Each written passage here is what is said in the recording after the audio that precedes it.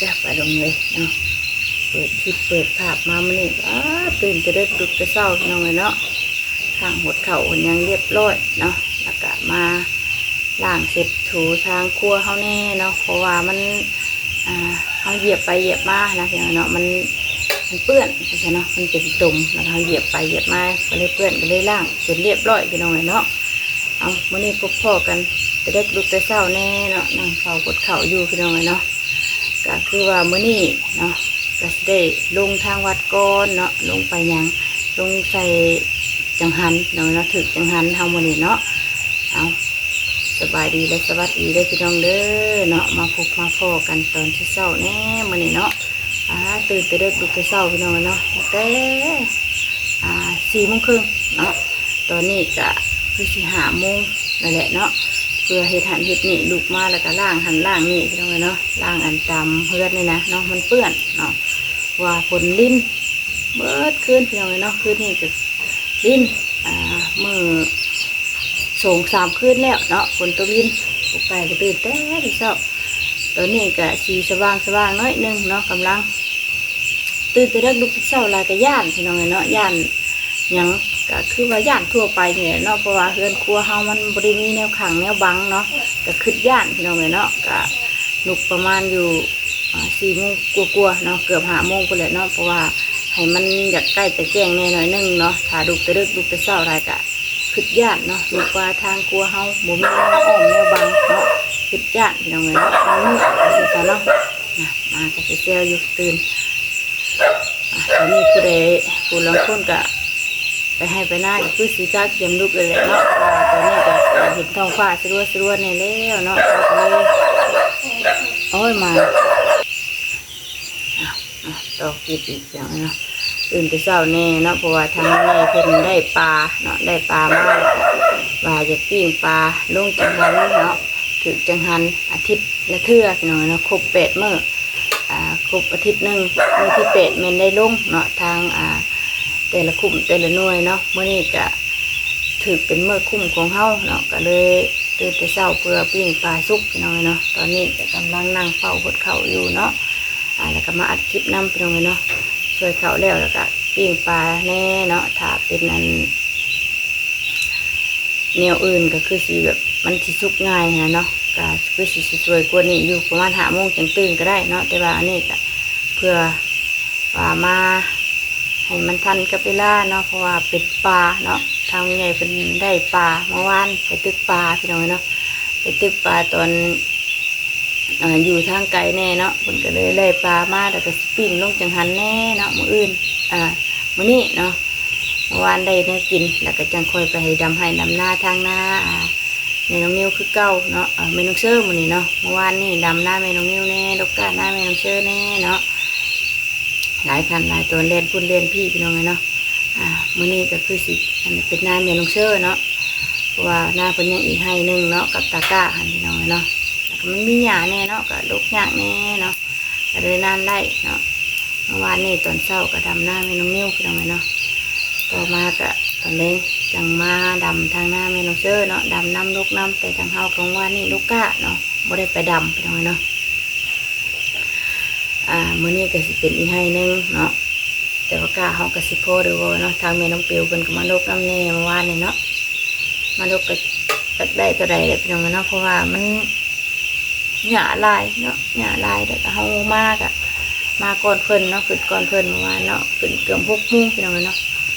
ย่างมาเนาะเพื่อมาฮอดกับพอดี6:00พอดีเนาะเอารอซอยข้าวก่อนพี่น้องเนาะตอนนี้ก็กำลังขึ้นไฟเนาะเดี๋ยวจะน่าจะต่อที่อีกรอบหนึ่งเนาะ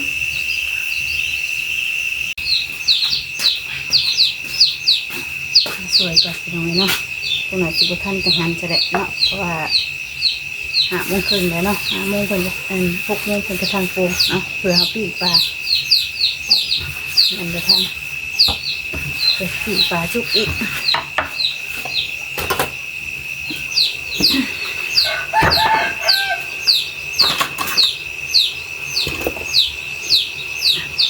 อันนี้เอาเขาคนหวดเนาะเพราะว่าเฮาบ่ได้เป็นกับไฟเย็นอันนี้เฮาอยากใช้ไฟเย็นอยู่หน่อยนึงเดี๋ยวเฮาสิช่วยเอาแต่เขาอัน ที่เขามาใหม่ก่อนนะใส่บาตรต้นขุนหันเนาะอันนี้เขาคือเขาคนก็พอเย็นเนี่ยมันเขาไม่ได้เอาเนาะ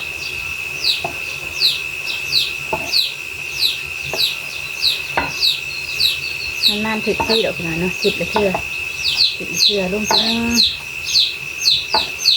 ตะโกนตะเก้ากับพ่อได้ไข่ซื้อไข่เนาะก็ได้ในติดปลากระป๋องมันนี่จะปิ้งปลาลุ่มมันได้ปลามาโอ้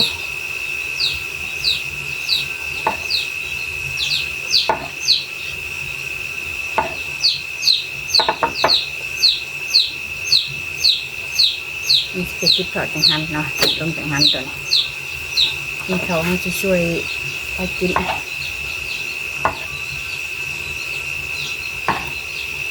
คนใช้ก็ขยินเลยตัวนี้เพราะว่าเขามีขยินเขาก็ไม่ได้กินเนาะยกใส่นิดนึงหรอกแต่ว่าอันนี้มันจะเป็นเขาที่เขาไม่ได้ปนกับขยินลงจังหันลงใส่บาทเมืองเขาเอาก้นหัวบริผลกับข้าวเย็นเนาะข้าวเก่าค่ะสิจ๊ะเนาะข้าวที่เรากินแล้วเป็นข้าวใหม่เลย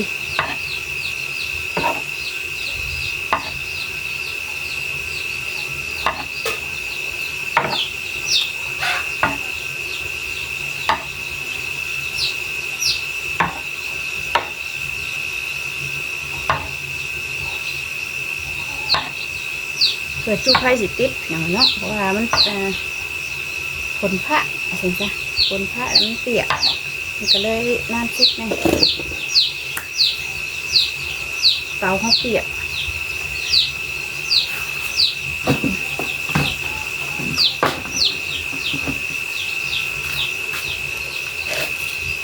ถ้าเตรียมมันเนาะเดี๋ยวเขามาปิ้งปลาแบบปิ้งปลาเลยเตรียมลงยันมาทำสวยเลยเนาะมาลองปิ้งปลาแบบนี้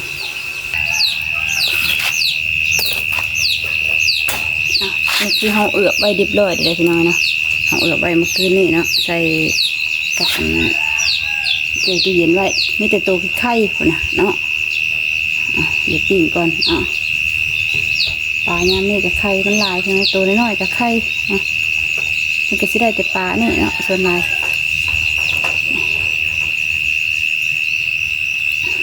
ปิ้งเพื่อเอาเลยเนาะแล้วก็ปิ้งลงจังหันเลยแต่ว่าเขาก็จะเอาลงจังหันก่อนเพราะว่ามันจะเศร้าเนาะลงจังหันลงจะเศร้าถ้าเขานี่สวยจังหน่อยก็ได้เนาะขึ้นมาจะปิ้งก็ได้หรือว่าถ่ายยังโบนั่งก็ปิ้งต่อเลยเนาะปึ๊บปิ้งก่อน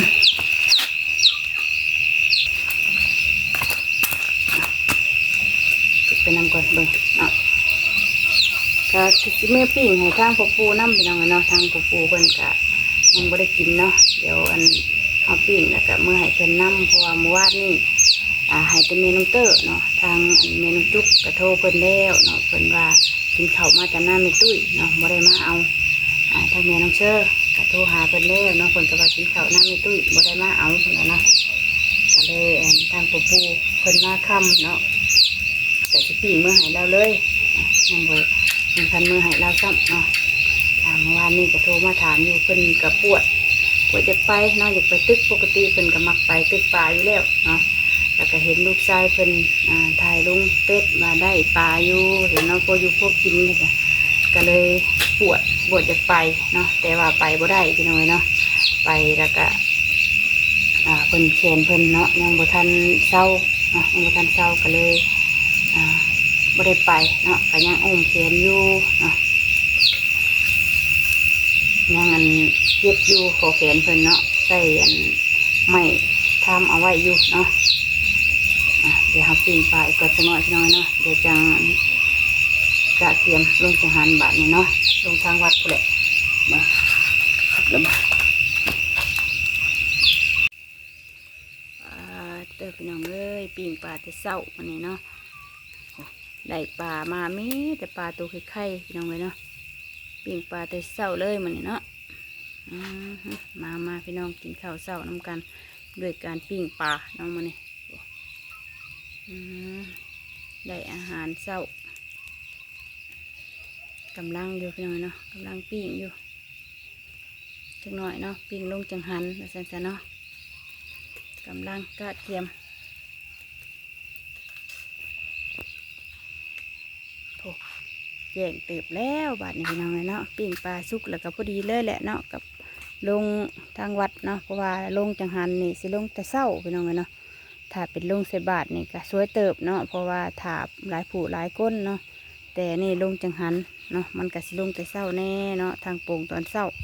แล้วก็กล้าเกียมลงเลยเนาะบ่ได้เอ็นสวยคือลงใส่บาทลงจังหันมันลงแต่เศร้าอ่ะ6 โมงเตรียมลงอันนี้เขาก็ได้5 โมงครึ่งแล้วเนาะก็แล้วกำลังเนาะกำลังปิ้งปลาอยู่ปิ้งปลาสุกก็จะได้ลงเนาะก็เตรียมอยู่นี่ใกล้สุกแล้วอีกสักหน่อยเอาคือที่สุกกันแหละเป็นยังไงเนาะเพราะว่าปลานี่มันก็สุกง่ายอยู่แล้วเนาะเดี๋ยวเรามาเก็บเอาเนาะแต่มันสุก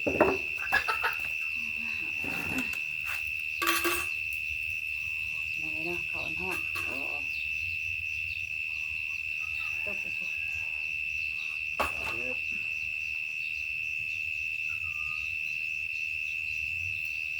เดี๋ยวมันยังบ่ทันมันแน่เนาะแต่ว่ามันสีไข่นะไข่ลายไปหน่อยเนาะปลาจังปลาข้าวแต่ว่าคนอื่นนี่เพิ่นสิได้ปลาน่องปลานิ่มทางใหญ่ขนาดเนาะแต่ว่าเพิ่นบ่ได้พี่น้องได้แต่ปลานี่ก็ปลาลดเนาะเดี๋ยวเราจะตักเอาเดี๋ยวมันสุกเอาขึ้นไปน้ำเนาะเอาอันนี้ตักเลยเนาะเพราะว่าทางอันเล็กขีดเขาฮักเนาะเดี๋ยวจะได้ขีดทานไม่ได้ใส่กันนะเนาะเอาตัวนี้ตัดเอาเลยแต่มันสุกเนาะไข่ลายลายเนาะที่โตใส่โอ้โห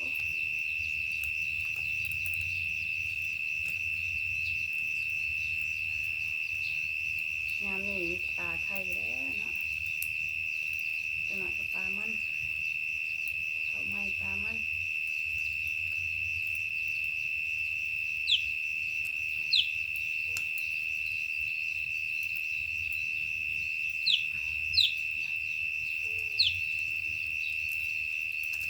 ถ้าพอท่านกับตัวของเขาเองจังขึ้นมาแต่จังหันแล้วมาปิ้งเนาะมาปิ้งจะหาที่เขาที่นั่งคนละน้องเนาะจังคอยไปทางอะไรเงี้ยเชื่อน้องให้เล่นเนาะส่งกับให้ตะก้าสิบเลี้ยวทางเจ้าเป็นแบบที่จะไปส่งนักเรียนวันนี้ได้อันนี้เนาะก็ฝนตกมันเมินแล้วเป็นสิไปบุกไป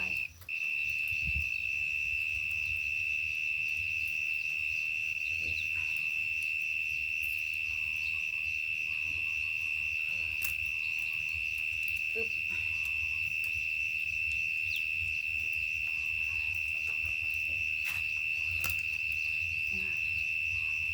เดี๋ยว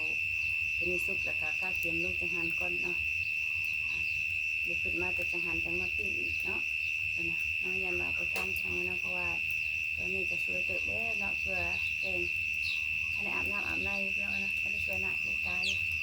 มาก็เตรียมให้ดูกินก่อนเพื่อแต่งเครื่องลงจังหันอีกเนาะแต่น้ำไม่สวยนี่เอาลงจังหันก่อน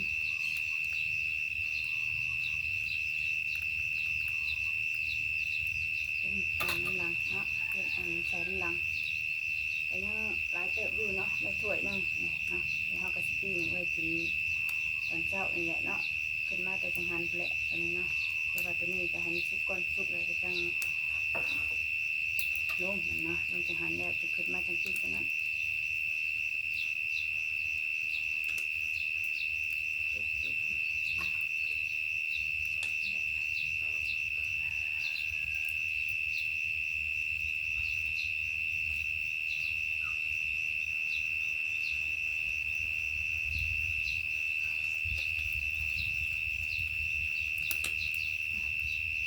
ต้องมาเป็นนางเผาอยู่จนใหม่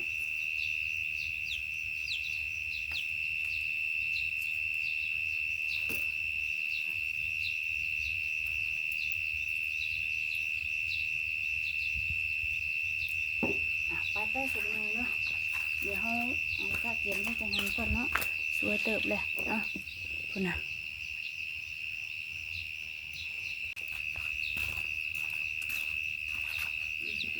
ไอ้สุกปะดับ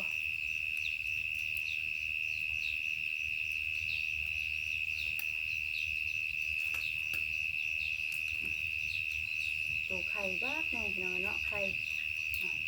เอาเบิ่งก่อนพวกนี้เป็นไข่รุ่นอันนี้นี่ไข่ลายเนาะเพราะย่ามนี่ไข่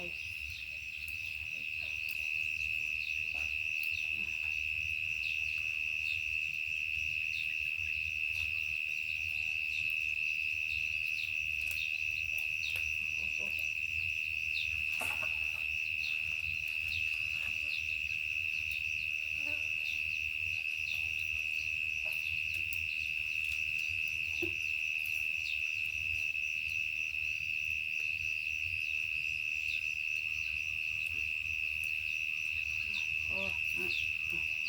ในบาทหนึ่งเอาไว้เนาะก็ลงไปโฮมกันเฮ้ลงไปโฮมกันกับโมหลายคนเนาะ